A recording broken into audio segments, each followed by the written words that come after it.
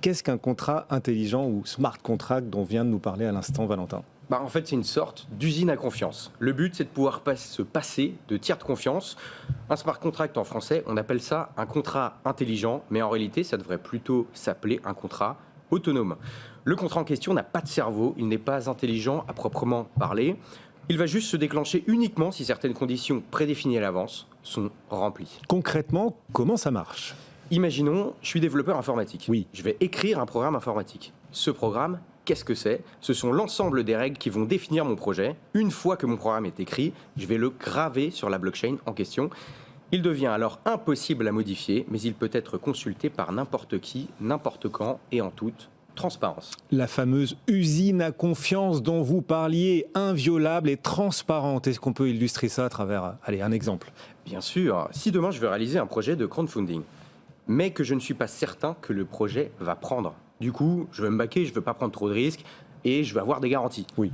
Dans mon smart contract, je vais pouvoir stipuler que si mon projet ne décolle pas à plus de 1 000 euros, dans le mois qui vient, il sera annulé.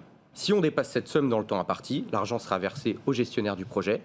Et dans le cas contraire, les souscripteurs seront intégralement remboursés. Quels sont, du coup, les avantages des smart contracts?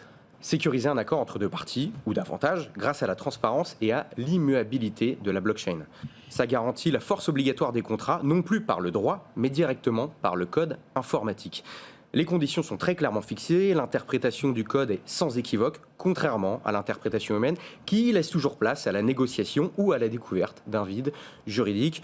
Une fois qu'on a sécurisé l'accord, on élimine des risques en cascade, ça élimine les risques d'impayés fréquemment observés dans le cas d'un contrat traditionnel et ça diminue drastiquement les coûts des intermédiaires dans l'élaboration, le suivi et la passation d'un contrat. En clair, plus besoin de notaire, d'avocat, la blockchain les remplace en partie. Et donc, les smart contracts sont-ils la perfection? Rendent-ils la perfection possible?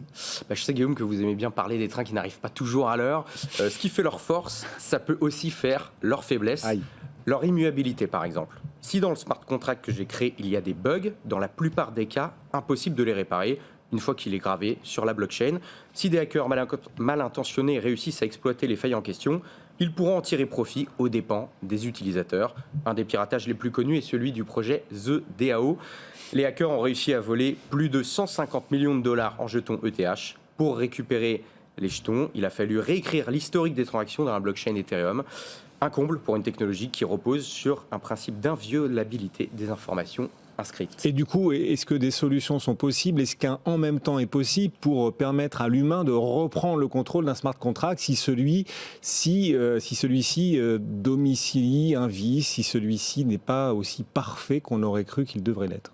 C'est typiquement ce genre de problème qui pose la question de l'immuabilité des blockchains. Est-ce qu'il ne faudrait pas réintroduire une intervention humaine dans le cadre d'un smart contract pour pouvoir définir des cas d'arbitrage en cas d'extrême urgence? Pour les puristes, il faut préserver autant que possible ces écosystèmes de toute intervention humaine et politique. La communauté est divisée sur la question, le débat est ouvert. Ah oui, c'est un